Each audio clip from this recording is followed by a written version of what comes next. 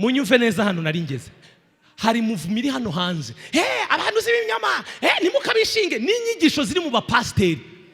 Ugatinyuka ugahaguruka ugasenya umushumba mugenzi wawe. Ntabwo ari mu busenyi ubundi ntabwo bibaho.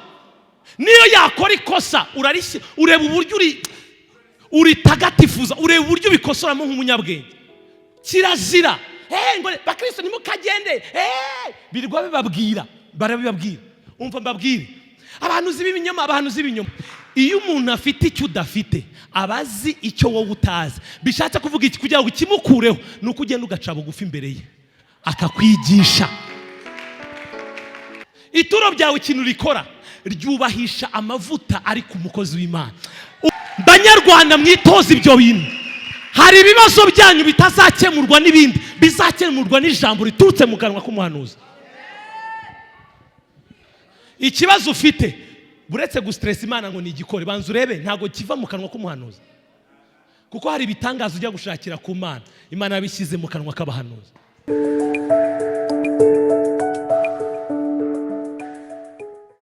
Imana ibaho umugisha. Nitwa Jackson, nyoboye bene kora, ndi inshuti cyane na Prophet Ernest, n'umuntu mwiza cyane. Amen. Turamukunda kandi akoreye Imana igihe twahuye kubw'umukozi w'Imana wundi w'inshuti yanjye duhuje. Kuva icyo gihe turakonekta mu buryo budasanzwe. Aza muri bene kora ministry nyoboye, aduhesha umugisha mu buryo bukomeye cyane. Kuva uwo munsi twabaye connected, mpuza n'umukozi w'Imana Jean Paul nawe tuba connected. So ndanezerewe cyane rero kuba hano. Yaramvugishije nawe ati ngomba kuhaba kugira ngo mushyigikire mu izina rya Yesu. Amen. Twebwe wa mwuka wa Kayini twarawumaze. Bwana sifi wa undi yavugaga kare w'ishyari nta mpamvu. Amen. So prophet turakubaha, twubaha amavuta yawe, turagukunda. Kandi n'ikindi gihe turi kumwe mu izina rya Yesu. Amen. Imana ibaho umugisha. Nishimiye kubona abandi bakozi b'Imana, Gabi Kamanzi, Imana iguha umugisha my sister, turakundana cyane. Jean Paul nubwo yarasohotse, umukozi w'Imana Fred tuziranye igihe kirekire. Imana iguha umugisha cyane. Nabonye na Pastor Thierry nibwo duherukana kera ahantu muri zafi. Bwana sifi, Imana iguha umugisha. Nabonye umukozi w'Imana nibwo bwa mbere nanjye nkubonye, ndakwishimiye cyane. Imana iguha umugisha cyane. So reka twinjire mu ijambo ry'Imana, sindi butinde. Zamura ibiganza byawe, vuga ngo Mwami Yesu. Vuga ngo Mwami Yesu. Cyane vuga ngo Mwami Yesu. Zamuka. Icyampuye umugoroba ugahindura ubuzima bwanjye. Cyane icyamuye umugoroba ugahindura amateka y'ubuzima bwanjye. Ndakwiteze Mwami mu izina rya Yesu. Mu mafu ya NIMUCE izuba rinyibutsa ineza y'umukunzi wanjye.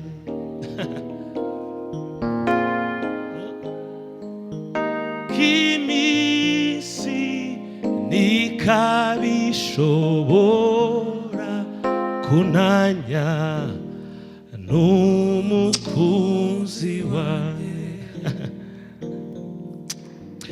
Mu mafu ya NIMUCE izuba rinyibutsa ineza y'umukunzi wanjye. Akagero k'iminsi, akagero k'iminsi nikabishobora kunanya.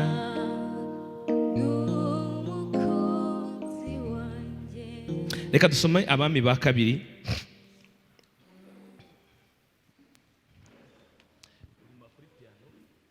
Abami ba kabiri ibice 4. Wow, ndumva presence y'Imana. Amen. I can feel it kabisa, ndayumva. Imana ibaho umugisha. Dusome Abami ba kabiri ibice 4. Turahera ku murongo wa mbere. Haba hari umuntu uzi gusoma neza ikinyarwanda yamfasha kugira ngo ntabakorera ibitangaza n'ibimenyetso. Hari uhari ngo adufashe? Yes, please. Dufashe.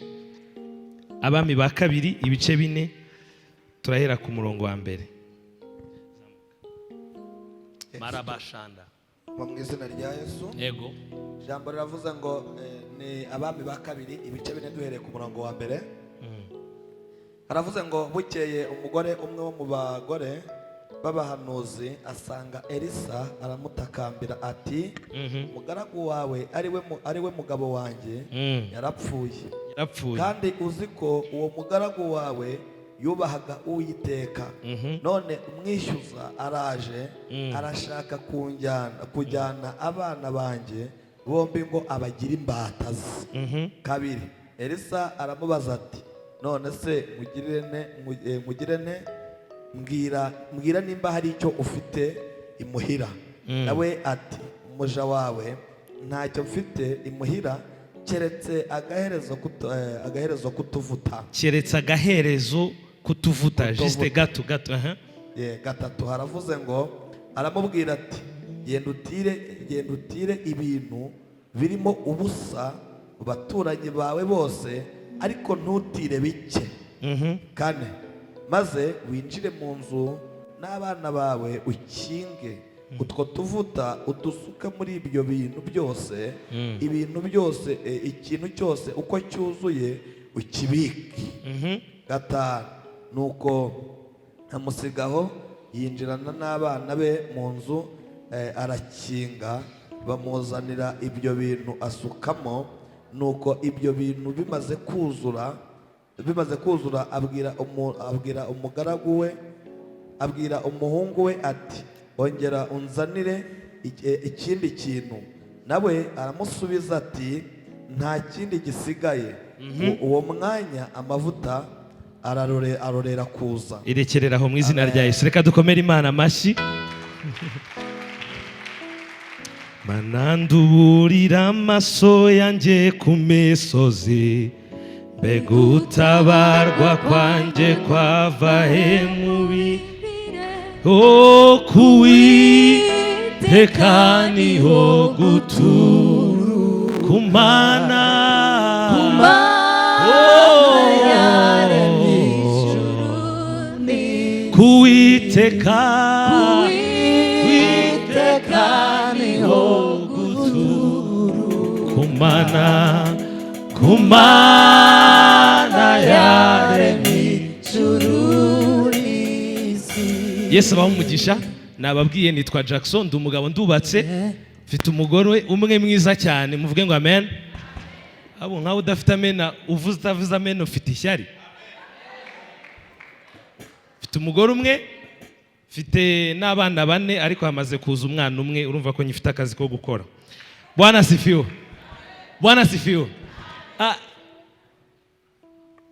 Kuvuga imbere y'abakozi Imana bicaye hano ntabwo ari ibintu byoroshye, ariko umwuka w'Imana aradufasha. Ni iminota mike. Muvuge ngo amen. Muvuge ngo amen cyane. Ubundi mu mahame y'ijuru, munyumve, mu mahame y'ijuru nta gihe na kimwe cyangwa se ijuru ntirishobora gukora ikosa ryo gutinyuka kuhuza abantu bangana gutya nta kintu yateganyije.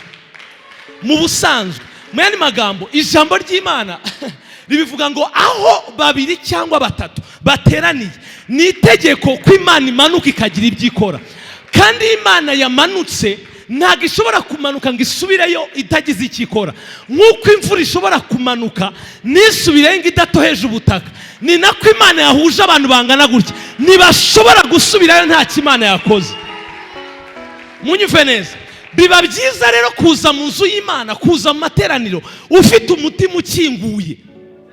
Ntabwo hano abaririmbyi bashinzwe kuza kubanza ngo bagufungurire ikirere, bagufungurire umutima. No, ugomba kuva iwanyu ufite expectation, uvuga ngo byanze bikunze ubwo ngiye kwinjira mu nzu y'Imana hari igitangaza ngomba gutahana. Kubera iki? Ntabwo dushobora guterana nta package Imana yateganyije. Niyo mpamvu ngusengeye mu izina rya Yesu, package Imana yaguteguriye umugoroba uyitahane mu izina rya Yesu. Iyo waje mu nzu y'Imana, munyumve, iyo waje mu nzu y'Imana ntabwo uba waje kotsa inyanya. Muranyumva neza? Iyo waje mu nzu y'Imana uba, by the way, nta nubwo kuza mu nzu y'Imana, munkurikire, nta nubwo kuza mu nzu y'Imana ari inyungu yawe gusa. Kuza mu nzu y'Imana kwawe ntabwo ari inyungu yawe gusa, ni n'inyungu y'Imana. Gute? Imana ibibonye okaziyo, Imana ibibonye akaryo ko kugira ngo igukoremo umurimo yagambiriye kuva kera. So iyo rero amateraniro ameze gutya, ndabasabye ntakagire urangara, muzane na expectation. Kubera iki? Hari icyo Imana ibishaka gukora. Bwana sifiwe, Bwana sifiwe. Yesaya 64 byaramurenze. Uzi ukuntu yavuze ngo Mana icyamugasatura ijuru. Hari aho bigera nubwira Imana ngwino, nubwira Imana ngo Mana ngo urabireba ujya mu negosyo. No, verbe gusatura ni verbe itarimo discipline, ni verbe itarimo ikinyabupfura cyinshi. Ni handi ugiye kubwira Imana Yesaya yaramaze kurambirwa ibintu byari biri muri Israel, aranje ati enough is enough. Man, ngwino usature. Amasengesho nk'aya ngaya, amateraniro nk'aya ngaya, ugomba kubwira Imana satura. Vuga ngo haleluya, vuga ngo avance cyane. Nimba utanazi n'igifaransa ujye wijijisha, ariko avance bivuga kwegera imbere cyangwa se kusogera mbere. Vuga ngo avance cyane, vuga ngo avance cyane. Marabashanda, nagiye na kimwe Imana ishobora guhuza abantu bangana gutya, ntacyo yateganyije, ntibibaho. Mwene magambo, nimba yakuvanyeho wavuye ukageza ukaba gusa wasitaye ukagwa muri Nazareti, hari igitangaza cyawe uza gutahana mu izina rya Yesu. Abandi bazashima, nawe uzashima. Abandi bazavuga imirimo y'Imana, nawe ugomba kuzavuga imirimo y'Imana mu izina rya Yesu. Mwicare gato nunjire mu ijambo ry'Imana, muvuge ngo amen. Kandi ubwo ndanasoje, nimuze kugira ngo hari protokole ndende. Dusomye ijambo ry'Imana, narindi hari ijambo ry'Umwuka w'Imana yunganije kuri rino jambo. Bwana sifiwe. Naneteguye ibindi, ariko munyumve. Adusomeye ijambo ryiza ritubwira ku mugore yari afite ikibazo mu buryo bumukomereye. Umva icyabaye, ni inkuru muzi cyane, maybe no kundusha. Munyumve. Umugabo we yari umuhanuzi.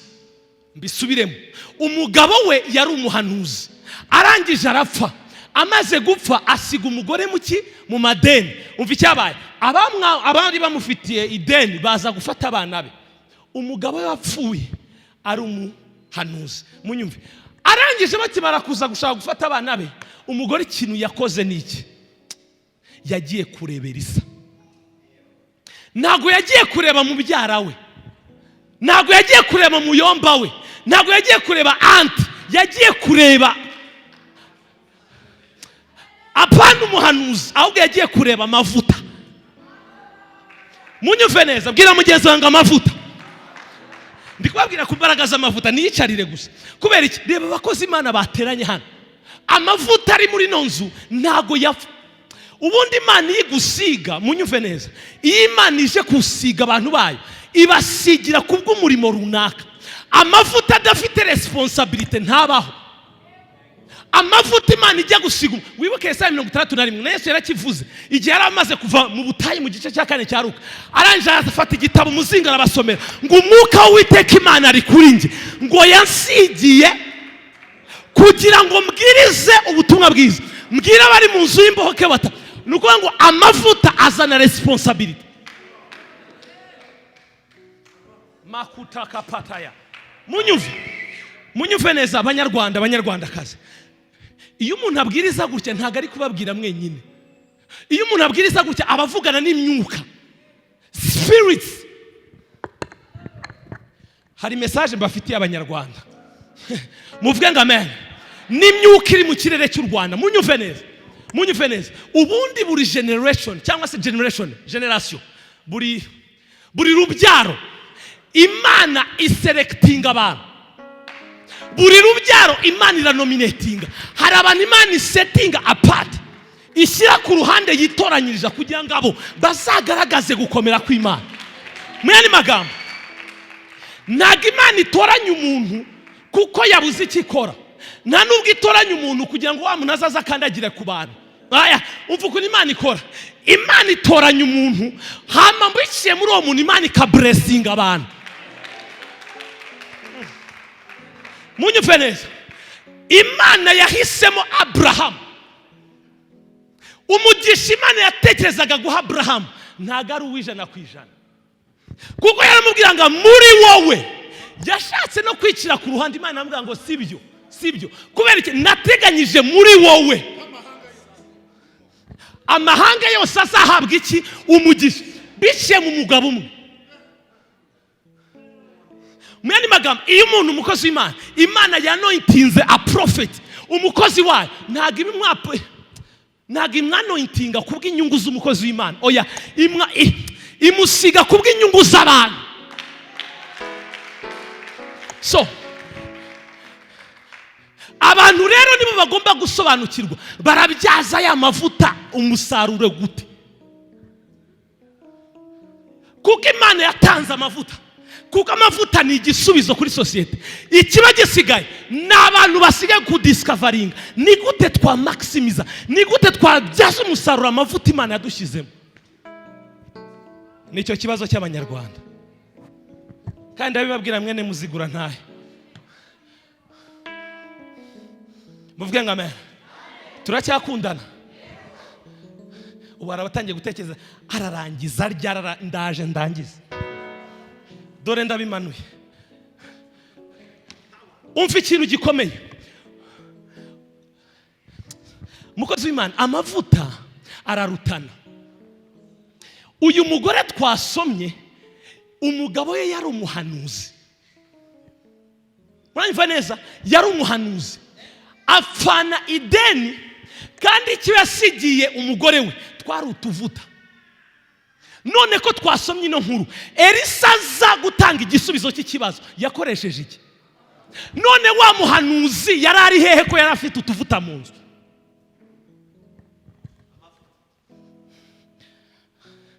Munyumve bwoko bw'Imana, munyumve bwoko bw'Imana, muvuge ngo avance, muvuge ngo avance. Mwumve iki kintu gikomeye, ikintu umuhanuzi akora bishingiye mu mavuta. We aririzinga ijambo, ariko iryo jambo riguha revelation yaho igisubizo kigomba guturika. Uzi impamvu? Ahantu ikibazo kiri iteka haba hari n'igisubizo. Ikibazo cyari mu nzu y'umupfakazi, n'igisubizo yari akicaranye. Impamvu ukeneye amavuta, impamvu ukeneye umuhanuzi, ni ukuguha revelation y'icyo ufite kigomba kubyara igisubizo. Makota kapata ya barabasha.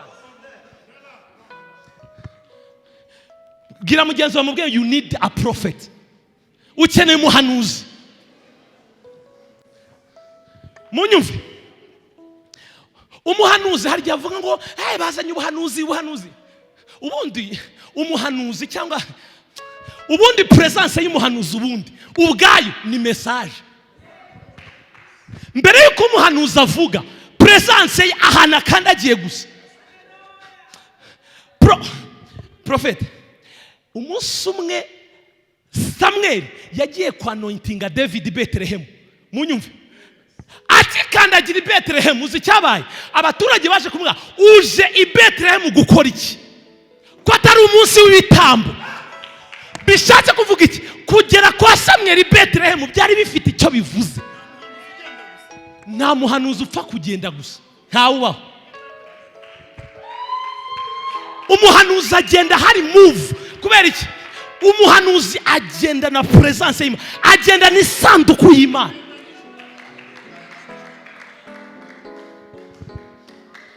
Marakuta kaprakita zebrakita andokista folelante. Kumuvinga k'umuhanuzi biba bishatse kabineti yose y'ijuru irahagurutse. Kuba hari umuhanuzi ubarimo, wijya gushaka kabine y'ijuru iri aho ngaho umuhanuzi ari.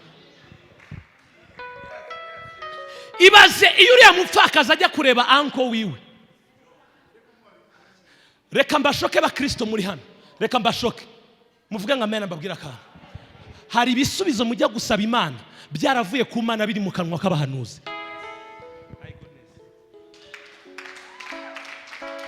Hari abantu hano basigaye Imana akora iki? Imana ikakureba ikaguseka mu gifaransa.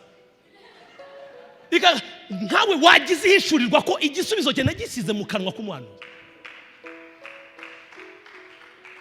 Reba ibintu maze iminsi usaba Imana aharaho ntabwo biri mu kanwa k'abahanuzi.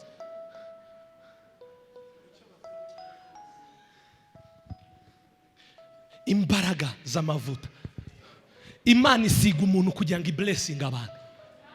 Dufite ikibazo n'umwuka ubabaje muri kino gihugu cyacu. Uzi impamvu? Banyarwandakazi muri hano munkurikire n'umwatangiye kurangara. Icyo nacyo ni ikibazo. Maze kubibona ndi umunyarwanda kameme, ntago ndi umukongomani ngewe. Ndi umunyarwanda ndabazi muri bene wacu. Ntago abanyarwanda twubaha amavuta. Kandi ndabivuze niyo mpamvu ibibazo byinshi bitajya bishyira muri sosiyete yacu ndetse no mu miryango yacu. Uzi impamvu? Kubaha amavuta.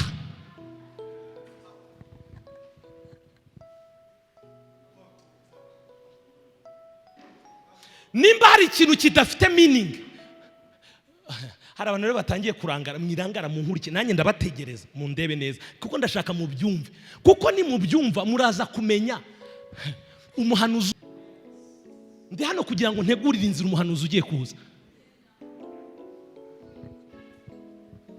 Munyuve bwoko bw'Imana, abanyarwanda ntago twubaha amavuta.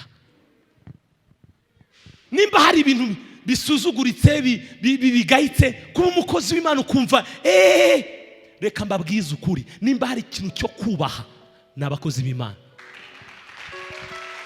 Mu ngoma za 20 ndibaza umva ukuntu bihabere bavuga mwubaha Imana mubone kurama, ariko mwubaha abahanuzi. King James version ikoresha ijambo mwurikira. King James version ikoresha ijambo prosperity. Donc prosperity ya mbere iva mu kubaha anointing, amavuta ari ku muhanuzi. Bantu b'Imana bakristo bene data, mu gihe tutarabyaza umusaruro amavuta y'abahanuzi Imana yabasize ku bwacu, nta na rimwe ibibazo dufite bizashira. Tugomba kugira umuco wo kubaha amavuta. Elisa yaraje aramubwira, umva ikintu yamukoreye gikomeye cyantangaje. Yaraje amuha format, amuha formule, anati wa mudamu genda ufate utwo tuvuta utira ibintu byose. Man, amuha formule uburyo igitangaza kiri buze gukubitika.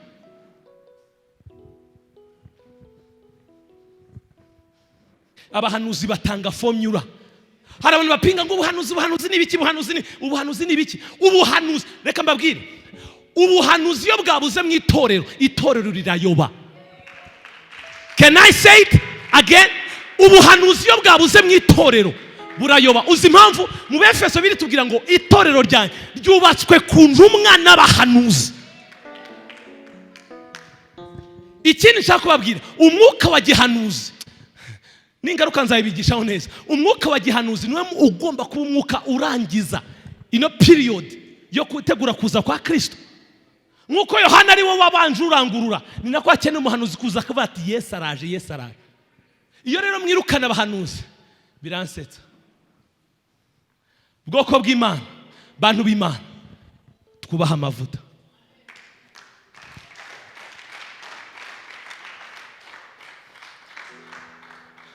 Ndabizi ubwo ntababwiye ibitangaza ntago mwafashijwe, ariko nyamara ibi nibyo bibahesha ubuzima. Umuhanuzi mu kanwa k'umuhanuzi harimo ubuzima, harimo urupfu, harimo byose ukeneye. Turabaramya, turabahimbaza bamaze. Ingororano y'abakorera Imana ni iki? Icyubahiro. Nje nashakaga icyubahiro. Hari abandi bagera imbere y'abahanuzi bagahita baryama. Ako uramugera imbere profeta. Umva mbabwira akantu gakomeye. Amavuta wubashye, ayo mavuta aragukorera. Iteka amavuta utubaha, mavuta utubaha ntagukorera. Bantu muteraniye hano n'abadukurikiye online, ndagira ngo twongere tuzure mwuka wo kubaha abahanuzi. Icyakabiri, kubyaza umusaruro amavuta Imana yabasize. Kubera iki? Ntago basize ku bwabo, basizwe ku bwacu. Ndabisubiramo, amavuta abahanuzi basizwe sa yabo na yacu, n'umugisha Imana yaduteganyirije muri bo. Kuko ikintu Imana ikora, umva ikintu birivuga ngo yafashe imigisha yose iyibumbira muri Kristo iramuduhereza. Umva, muri Kristo twabonye Imana ihereza package umuntu, apana kubwe ku bwacu. Munyumve neza, ni na right yacu kugenda tukagera umuhanuzi mu gihe dufite ikibazo, ukamushyira uturuka ati ndapfukamye mpesha umugisha, iki kibazo kigombe kirangire. Impamvu ibibazo byanyu bitarangira, ntago muzi ahantu ho kubariza uburenganzira bwanyu. Nta muntu uhura n'umunyamavuta, munkurikire, nta muntu uhura n'umunyamavuta ngo asubireyo uko ubuzima bwe bwaba bumeze, ntibibaho. Ariko dufite ibintu bya karande bituboshye, ibituma tutubaha abakozi b'Imana. Muyature profete, muyature. Bwana sifiwe. Amaturo biravuga ngo ituro ry'umuntu rimucira inzira ngo kandi rikamuhuza n'abakomeye. Mwene magambo, ushobora kuba ufite ikibazo ukazana ituro, ukaza imbere y'umuhanuzi ukavuga ngo mpesha umugisha. Ni right yawe, ufite amategeko akurengera ko guhesha umugisha, kandi icyo kibazo kikavaho. Hita wibaza rero impamvu byawe bitarangira, utestinge wubaha gute abahanuzi. Icya kabiri, ubyaza gute umusaruro amavuta Imana yabasize ku bwawe, not ku bwawe. Bantu b'Imana muteraniye hano, ndasoje. Umuhanuzi tugiye kwakira, mureke tumubyaze umusaruro.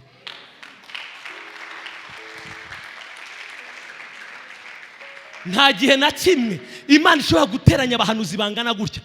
Nimugiye ngo baje ngo kubera ngo baje no, baje kubera twese turi hano. Ibaze collaboration ya anointing iri hano. Ikibazo cyawe ukagisubizayo, biraba ari ibyaho. Iki tugira umuco, nkuko urwara ukajya kureba doctor, gira ikibazo uze kureba umuhanuzi. Kandi wizana wijya kureba umuhanuzi nta turo, kirazira. Ayo ntago ari amahame y'ubwami. Ituro rituma malongate kaproko bitabivayo.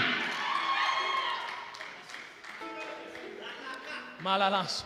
Hajya ngo bavuga ngo nugukuna amaturo nukunya. None se mundeka nkubaza, bitanuzana cyangwa 10 bibaho, uteka kandi byo bibatunze.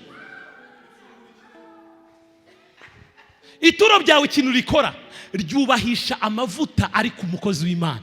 Ubu mubwira ngo nta kindi na reka nshokozi bikurimo. Aya, reka nkufite bya bindi marakuta yabasha. Ese buriya njya numva babivuga, Prophet Ernest numukire ubusa namujyanira 500 imbere, wayajyanye 500 arayanga. Ikibazo si quantité y'ituro ufite, ikibazo n'umutima ugiye gutanga ituro ku muhanuzi. Banyarwanda mwitoza ibyo bintu. Hari ibibazo byanyu bitazakemurwa n'ibindi, bizakemurwa n'ijambo riturutse mu kanwa k'umuhanuzi. Ikibazo ufite buretse gustress Imana ngo ni igikore, banza urebe ntago kiva mu kanwa k'umuhanuzi. Kuko hari ibitangazo ujya gushakira ku Mana, Imana yabishyize mu kanwa k'abahanuzi. Naje gutegurira inzira umuhanuzi tugiye kwakira. Mumfashe tumubyaze umusaruro ku bwacu. Mu buzima bwanjye nje nubaha amavuta. Prophet Ernest ari hano, ni umukozi w'Imana. Njya musanga muri office nkaryama nk'amati umugisha. Navangiwe se mbanzi ibyo ndi gukora. Guragara umuhanuzi akabiba mu mavuta y'abandi bantu. Hari ikintu kiba kigomba gukoreka gikomeye.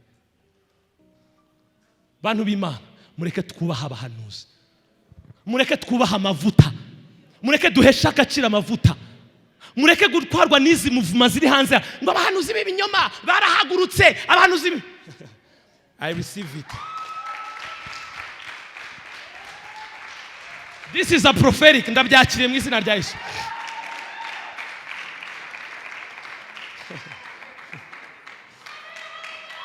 Ureba abantu bamfitiye ishyari. Amen. Munyumve mbabwire, ntago nibagiweho naringeze ndahibuka. Munyumve neza hano naringeze. Hari muvumiri hano hanze. Abahanuzi b'ibinyoma, nimukabishinge. N'inyigisho ziri mu bapasteri.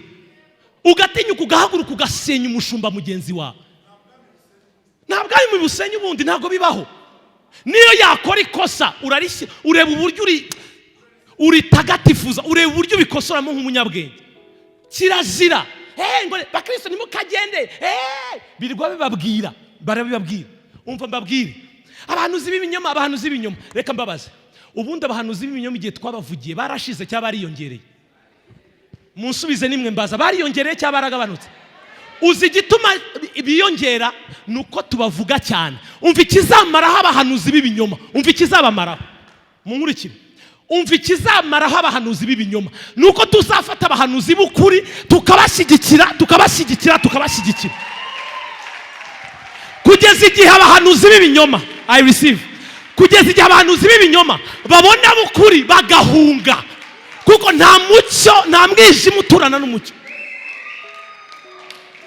Iyo umucyo ugeze ahantu umwijima urahunga.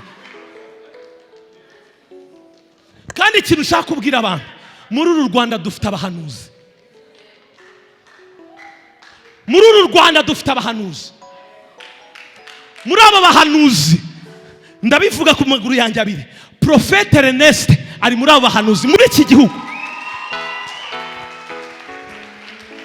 Kuko nge twaraganira inshuro nyinshi, nanjye ubwanjye mu mubaze nguyu ntabwo nabeshya ndi imbere y'Imana, njya mubwira nyigisha ubigenza ute. Hari igihe bajya bambwira Jackson uzi kuvuga, yego nzi kuvuga, ariko hari abazi kuvuga kurusha, hari n'abagutanze mu murimo. Yambwiye igihe yatangiye kubwiriza icyo gihe sinzi ibyo nari ndimo. Bwana sifiwe.